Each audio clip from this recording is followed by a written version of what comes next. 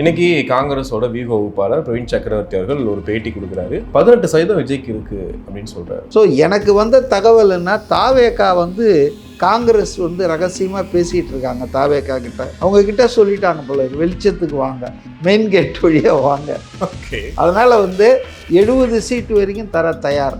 Deputy CM தரேன், 6 மந்திரி தரேன். ஓகே, பார்லிமெண்ட்டில் கூட உங்களுக்கு சீட் நிறைய தரேன். ஆனால் டைரெக்டாக பேசணும். சும்மா இந்த மறைமுகமாக இப்படி பேசிகிட்டே இருக்கிறதுல I am not waiting for you anymore. அதனால தான் பார்த்தீங்கன்னா நேற்று 6ஆம் தேதியிலேருந்து அவங்க 234 தொகுதிக்கும் விருப்பம் மனு வாங்குறாங்க. இப்போ விஜய் ராகுல் காந்தி இந்த 2 முகங்கள் டெட்லி காம்பினேஷன். இப்போ நான் அடிக்கடி சொல்கிறது தான், பாஜக மேலே தமிழ்நாட்டில் ஒரு இனம் புரியாத, இனம் தெரியாத வெறுப்பு, எதிர்ப்பு இருக்குது. The most hated person in Tamil Nadu is mister Modi. அதுக்கு பல காரணங்கள் இருக்குது, இதெல்லாம் உண்மை. இன்னைக்கு கூட எடப்பாடி பழனிசாமி அவர்கள் ஒரு விமர்சனம் வச்சிருக்காரு, விஜய்க்கு ஒன்றும் தெரியாது, அவர் சும்மா மேடையில் டான்ஸ் ஆடலாம், பெருசாக எடுத்துக்காதீங்க அப்படின்னு. விமர்சனம் பண்ணுறதுக்கு எவ்வளோ விஷயங்கள் இருக்குது. அதை விட்டுட்டு இவர் டான்ஸ் ஆடினா, நான் இப்போ பாருங்கள், இவங்க சொன்ன ஒன்றும் நயினார் நாகேந்திரனும் அண்ணாமலையும் ஆடின டான்ஸை போடுறாங்க. அது உங்களுக்கு டான்ஸ் கூட ஆட தெரியல. இவராவது எக்ஸ்பர்ட் டான்ஸர், ஸ்டெப் போடுறாரு, அவங்களுக்கு ஒன்றுமே தெரியல. ஆமாம், அதனால் ஏன் ஸ்டாலின் கூட தான் டான்ஸ் ஆடியிருக்காரு. அமெரிக்காவில் பார்த்தா இவர் மோடியே டான்ஸ் ஆடியிருக்காரு இஸ்ரேல்னு வந்துருக்குது. உதயநிதி இதெல்லாம் செய்யாதவரா இல்லை செய்துருக்கிறவர் தானே? இன்னைக்கு இருக்கிற நிலையில் first and second DMK and TVK தான். அதனால் காங்கிரஸை மிஸ்ரீட் பண்ணி டிஎம்கே ரொம்ப ஸ்மார்ட்டாக நினச்சி இன்றைக்கி அதுதான் இப்போ ட்ரபுளில் இருக்குங்க. 10-15 எம்எல்ஏ இல்லாமல் போகலாம், ஆனால் உனக்கு ஆட்சியே இல்லாமல் போகுது. இப்போ யார் ஒரி பண்ணணும்? உலகெங்கும் வாழும் தமிழ் நெஞ்சங்களுக்கு கிறிஸ்டியின் அன்பு வணக்கம். நம்மோடு அரசியல் விமர்சகர் மதிவாணன் இணைஞ்சிருக்காரு. வணக்கம் சார். வணக்கம். தமிழக வெற்றி கழகம் அந்த மேடையில் உங்களை பார்த்தோம். விஜய் அவர்கள் மேடையில் எம்ஜிஆர் குறித்து பேசினதாக இருக்கட்டும், திமுக அட்டாக்காக இருக்கட்டும், அதிமுக அட்டாக், இதெல்லாம் முடிஞ்சு ஒரு நடனமும் ஆடிட்டார். விஜய் அவர்கள் உற்சாகமாக ஆகிட்டார் அப்படின்றது ஒரு பக்கம் இருக்குது. ஆனால் பின்னாடி விமர்சனங்கள் அப்படியே போயிட்டே இருக்குது. இன்னைக்கு கூட எடப்பாடி பழனிசாமி அவர்கள் ஒரு விமர்சனம் வச்சுருக்காரு, விஜய்க்கு ஒன்றும் தெரியாது, அவர் சும்மா மேடையில் டான்ஸ் ஆடலாம், பெருசாக எடுத்துக்காதீங்க அப்படின்னு. நயினார் நாகேந்திரன் சொல்லியிருக்காரு, அவர் டான்ஸ் ஆடலாம் ஒரு இதாக விஷயமா அப்படின்னு பேசுகிறாங்க. நிறைய திமுக அமைச்சர்கள் பேச ஆரம்பிச்சிருக்காங்க. நீங்கள் அந்த களத்தில் இருந்தீங்க, நீங்கள் என்ன ஃபீல் பண்ணுறீங்க? அது ஒரு சாதாரண இயல்பான நிகழ்வு தாங்க. ஒரு குழந்தையும் அந்த பாடகரும் ஆடிட்டு இருந்தாங்க, அவங்க கூப்பிட்டாங்க, இவர் உடனே அதுக்கு ரெசிப்ரிகேட் பண்ணார். மொத்தமே 2 நிமிஷம் கூட இருக்காதுங்க, 2 ஸ்டெப்பு போட்டார். அதான் அவங்க ஆசையை நிறைவேற்றுறதுக்காக தான். மற்றபடி அவர் டான்ஸ் ஆடினார், போனார், வந்தார்ன்றதெல்லாம் இட்டுக்கட்டிய விஷயங்கள் தான். ரெண்டாவது, அது ஒரு இஷ்யூவே நான் இஷ்யூ. அதை ஏன் இவங்க இவ்வளோ பெருசாக பூதாகாரமாக ஆக்கிட்டு இருக்காங்கன்னு தெரில. விமர்சனம் பண்ணுறதுக்கு எவ்வளோ விஷயங்கள் இருக்குது. அதை விட்டுட்டு இவர் டான்ஸ் ஆடினார்னா, நான் இப்போ பாருங்கள், இவங்க சொன்ன ஒன்றும் to every action there will be reaction. Nainar நாகேந்திரனும் அண்ணாமலையும் ஆடின டான்ஸை போடுறாங்க. அது உங்களுக்கு டான்ஸ் கூட ஆட தெரியல. இவராவது எக்ஸ்பர்ட் டான்ஸர், ஸ்டெப் போடுறாரு, அவங்களுக்கு ஒன்றுமே தெரியல. ஆமாம், அதனால் ஏன் ஸ்டாலின் கூட தான் டான்ஸ் ஆடியிருக்காரு. இப்போ எப்ஸ்டீன் ஃபைல்ஸில் அமெரிக்காவில் பார்த்தா இவர் மோடியே டான்ஸ் ஆடியிருக்கார் இஸ்ரேல்னு வந்துருக்குது. அதனால் அது ஒன்றும் பெரிய தப்பு இல்லைங்க. நம்ம நாட்டில் தான் ஏதோ அரசியல்வாதினா அப்படியே இப்படி இருக்கணும், அப்படி இருக்கணும்னு இலக்கணம் வகுக்கிறாங்க. ஆனால் திரைக்கு அந்த வெளிச்சத்துக்கு பின்னால் எப்படிலாம் இருக்காங்கன்னு நமக்கு தெரியும். பட் ஃபாரினில் நான் பார்த்துருக்கேன், அவங்க ஒய்ஃபோடு நடந்து சினிமாவுக்கு போகிறாங்க, சைக்கிள் மெரிச்சிட்டு போகிறாங்க. அவங்க வாழ்க்கையில் அவங்களும் ஒரு ஹியூமன் பீயிங் தானேங்க. அதனால் டான்ஸ் ஆடக்கூடாது, பாடக்கூடாதுன்னா உதயநிதி இதெல்லாம் செய்யாதவரா இல்லை செய்துட்டு இருக்கிறவர் தானே. அதனால் இது தேவையில்லாத விமர்சனங்க. விமர்சனம் பண்ணுறதுக்கு எவ்வளோ இருக்குது. அதை விட்டுட்டு நான் இஷ்யூஸை ஏன் கொண்டு போகிறாங்க திமுக, பாஜக. பட் ஒன்று மட்டும் தெரியுது, விஜய் ரொம்ப பெரிய த்ரெட்டாக மாறிட்டு இருக்காரு அவங்களுக்கு. ஓகே, அதனால் எல்லாருமே அவரை எப்படியாவது அட்டாக் பண்ணணுன்னு என்னென்ன கிடைக்குதோ அதை எடுத்து அடிக்கணும்னு பார்க்குறாங்க. But it will actually help Vijay to be in the Lime light always. Okay, அதான் நடக்க போகுது சார். இன்னொரு பக்கம் திமுக காங்கிரஸ் புகைச்சல் இருக்குது, பிரச்சனை போயிட்டுருக்கு, தொகுதிகள் பங்கீடு வந்து பெரிய இழுபறியாக போயிட்டுருக்கெல்லாம் ஒரு பக்கம் பார்க்குறோம். இன்றைக்கி காங்கிரஸோட வியூக வகுப்பாளர் பிரவீன் சக்கரவர்த்தி அவர்கள் ஒரு பேட்டி கொடுக்குறாரு. 18% விஜய்க்கு இருக்குது அப்படின்னு சொல்கிறாரு. அது இல்லாமல் தமிழ்நாட்டில் காங்கிரஸுக்கு ஒரு 12% இருக்குது அப்படிங்கிறாரு. இது கூட்டணிக்காக பேசுகிறாரா இல்லை திமுகவுக்கும் நெருக்கடி காட்டணும், பாருங்கள் நாங்கள் வந்து இப்போ வரைக்கும் ஒரு அமௌண்ட்டில் தான் இருக்கோம் அப்படின்றத காட்டுறாரா? இல்லைங்க, அதாவது இதில் வந்து காங்கிரஸ் கட்சி வந்து தப்பு பண்ணுதுன்னு நான் நினைக்கலைங்க. திமுக வந்து காங்கிரஸை அண்டர் எஸ்டிமேட் பண்ணிவிட்டு அவங்களுக்கு வேறு போக்கிடமில்லை, நம்ம விட்டால் நாதி இல்லை, வேறு எங்கே போக முடியும், அவங்க நம்ம தான் அவங்களுக்கு இந்தியா கூட்டணியில் நம்ம நம்பி தான் இருக்காங்க அப்படின்னு நினைக்கிறாங்க. ஆனால் காங்கிரஸ் அப்படி நினைக்கலைங்க. காங்கிரஸ் வந்து ராகுல் காந்தி கிட்ட கனிமொழி பேசும்போது அந்த சந்திப்பை பற்றி ஊடகத்தில் தவறான வியாக்கியானங்கள் கொடுத்தாங்க. பாசிட்டிவாக ரோசியா அதெல்லாம் ஒன்றுமே இல்லைங்க. ரொம்ப திருப்தி இல்லாமல் ரொம்ப வருத்தத்தோடு தான் கனிமொழி வந்திருக்காங்க. அவங்க ரொம்ப நல்லா ராகுல் காந்தி கேட்டிருக்காரு. சீட்டை பற்றிலாம் நான் பேச முடியாது, அதுக்குன்னு ஒரு கமிட்டி நாங்கள் போட்டிருக்கோம். அந்த கமிட்டி உங்களை சந்தித்து இத்தனை மாதம் ஆச்சு, you have not formed your committee. So முதல்ல அங்கே போய் பேசுங்க, அங்கே போய் பேசி அந்த கமிட்டியோட சார்ட் அவுட் பண்ணுங்கள். அதை விட்டுட்டு பைபாஸ் பண்ணிவிட்டு எங்ககிட்ட வந்து பேசக்கூடாது. So no discussion on number of seats and all. ஆனால் பவர் ஷேர்ன்றது எங்களுக்கு கண்டிப்பாக வேணும். அதை நாங்கள் வந்து ஏற்றுக்க மாட்டோம். இல்லைன்னா அதுக்கு வந்து கனிமொழி என்ன சொல்லியிருக்காங்கன்னா, பிளாசிபிளாக ஒரு ரீசன் இல்லை, இது இப்போ அதை சொன்னோம்னா அது வந்து தமிழ்நாட்டு மக்கள் ஏற்றுக்க மாட்டாங்க, இதை தேர்தலுக்கு பின்னால் நம்ம பேசிக்கலாம், அந்த அளவுக்கு இறங்கி வந்திருக்குது திமுக. இதெல்லாம் வெளியே வரல. ஆனால் பெரிய பயமே இல்லாமல் காட்டிக்கிறாங்க. இல்லை அதெல்லாம் எங்கள் பயமே இல்லாமல் பிளான் பி போட்டுக்கிட்டு இருக்காங்க, என்னென்னவோ பண்ணிகிட்ருக்காங்க.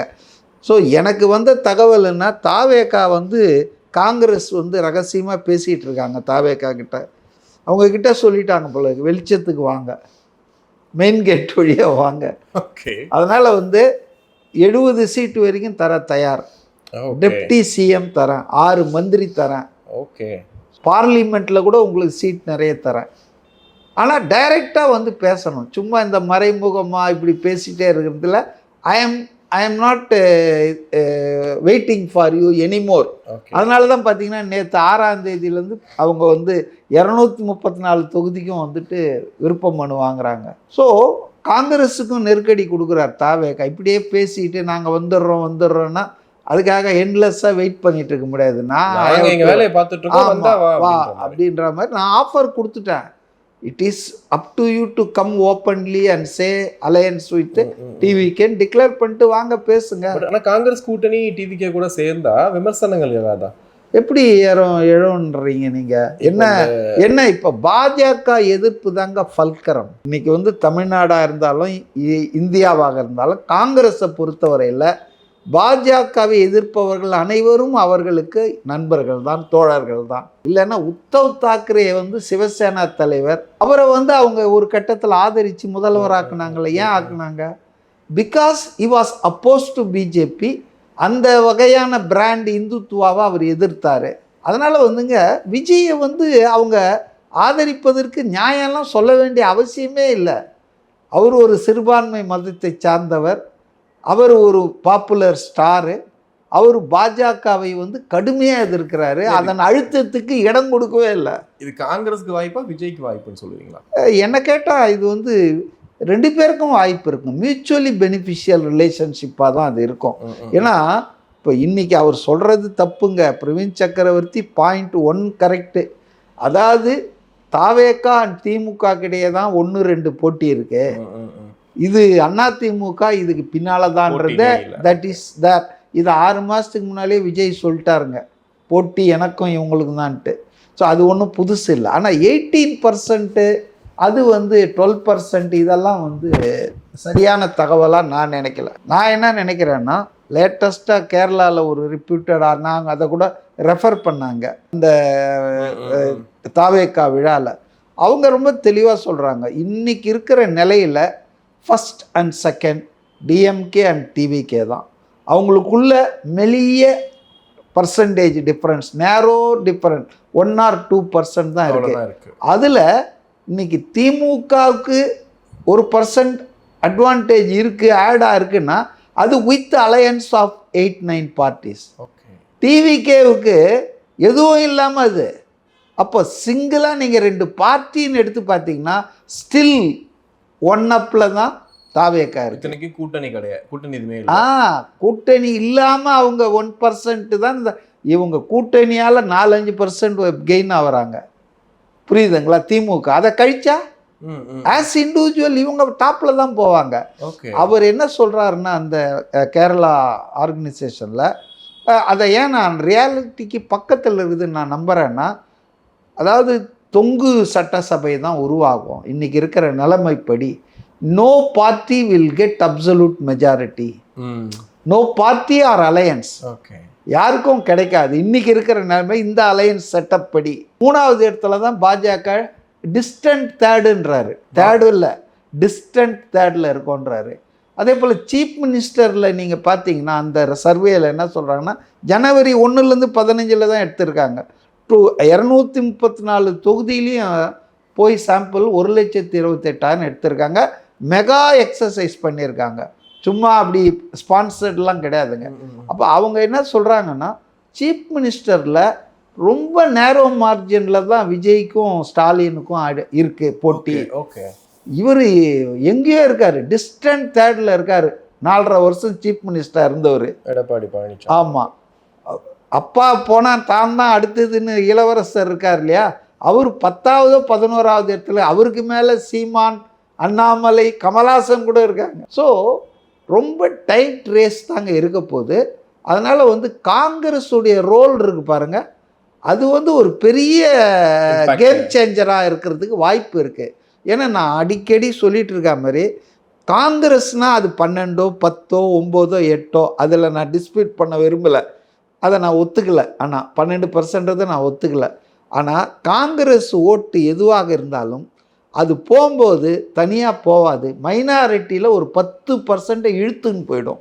ஏன்னா இன்றைக்கி நாடறிந்த பாஜக எதிர்ப்பு, நாடறிந்த மைனாரிட்டிக்கு பாதுகாப்புனா காங்கிரஸ் தான்.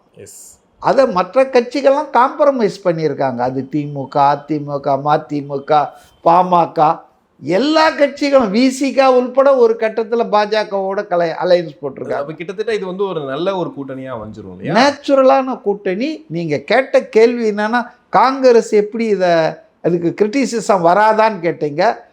வரவே வராது. திமுக ஆட்கள் காங்கிரஸை ரொம்ப மிஸ்ட்ரீட் பண்ணியிருக்காங்க, மரியாதை இல்லாமல் அவமரியாதையாக பண்ணியிருக்காங்க. அதாவது டிசம்பர் 3ஆம் தேதி பேசிட்டு வந்திருக்காங்க, நாங்கள் கமிட்டி அமைச்சிட்டு கூப்பிட்றோம் நாங்கள். அவங்க 70 லிஸ்ட்டை கொடுத்துட்டு வந்தாங்க. அப்போ அதில் 41. ஓகே. 70 அவங்க ஒன்றும் கேட்கலைங்க, 41 மேக்சிமம் 39. அதுக்கு ஒரு லாஜிக். 39 பார்லிமெண்ட் கான்ஸ்டிடுவன்சியில் எங்களுக்கு 1 அது கொடுக்கணும் ஒரு பார்லிமெண்ட். அந்த கன்னியாகுமரியில் மட்டும் 2 கேட்டிருக்காங்க. ஏன்னா பிகாஸ் காங்கிரஸ் அங்கே ரொம்ப வாஸ் ஸ்ட்ராங் தேர். அப்போ அதனால் அவங்க ரொம்ப லாஜிக்கல். ஆனால் அவங்கள இன்சல்ட் பண்ணுற மாதிரி அந்த கிரீஷ் சோடங்கிற அவரை கண்டுக்காமல் 2 மாதம் இழுக்க வச்சுருக்காங்க. இப்போ பாருங்கள், டிசம்பர் 5 ஜனவரியா பிப்ரவரி 5 டெட்லைன் கொடுத்துருக்காங்க அவங்க. அப்போ அதுக்காக இப்போ கமிட்டி போடுறதுக்கு அவங்க தயாராக. ஏன்னா இதுக்கு மேலே இழுக்க இழுக்க இன்பம்னா முறிஞ்சிரும் போல இருக்குது. ஓகே. ஸோ கமிட்டி போட்டு தான் வேணாம். இப்போ அதில் ஒரு கேம் பிளான் இருக்குங்க. டிஎம்கேவும் லேஸ்பட்ட கட்சி இல்லைங்க. அவங்க என்ன நினைக்கிறாங்கன்னா, எல்லா கூட்டணியும் கதவுங்களை சாத்தட்டும், அப்போ நம்மளது மட்டும்தான் அன்டிசைடாக இருந்தால் இவங்களுக்கு வேற போக்கிடம் இல்லை, ஃபைட் அக்காம்பலி மாதிரி கொடுத்ததை வாங்கி கொண்டு உட்கார வேண்டியது தான். இல்லைன்னா சூசைடெல்லாம் தனியாக போய் போடுவாங்க. ஸோ இந்த 11th ஹவரில் இவங்களுக்கு அக்காமடேஷன் கொடுக்கலான்ற வேலை இருக்குது பாருங்கள். அதை காங்கிரஸ் ரொம்ப நாளைக்கு முன்னாலே புரிஞ்சுக்கிட்டு தான் அவங்க டிசம்பர்லேயே கமிட்டி போடுன்ட்டாங்க. அதனால் காங்கிரஸை மிஸ்ரீட் பண்ணி டிஎம்கே ரொம்ப ஸ்மார்ட்டாக நினைக்கிறதா நினச்சி இன்றைக்கி அதுதான் இப்போ ட்ரபுளில் இருக்குங்க. ஓகே. காங்கிரஸ் ரொம்ப ஸ்ட்ராங்காக இருக்கு. அவங்களுக்கு என்னங்க 10-15 எம்எல்ஏ இல்லாமல் போகலாம், ஆனால் உனக்கு ஆட்சியே இல்லாமல் போகுது. இப்போ யார் ஒரி பண்ணணும்? அதிகமாக யார் ஒரி பண்ணணும்? திமுக தான் பண்ணணும். நீ தனியாகவும் ஆட்சிக்கு வரணுன்ற, ஆட்சி தொடரணும்னு விரும்புகிற, அப்போ யூ ஹாவ் டு அட்ஜஸ்ட். நீ இவங்க 6 தான், அதுக்கு மேலே கிடையாது. கமல்ஹாசனுக்கு 3 தான்.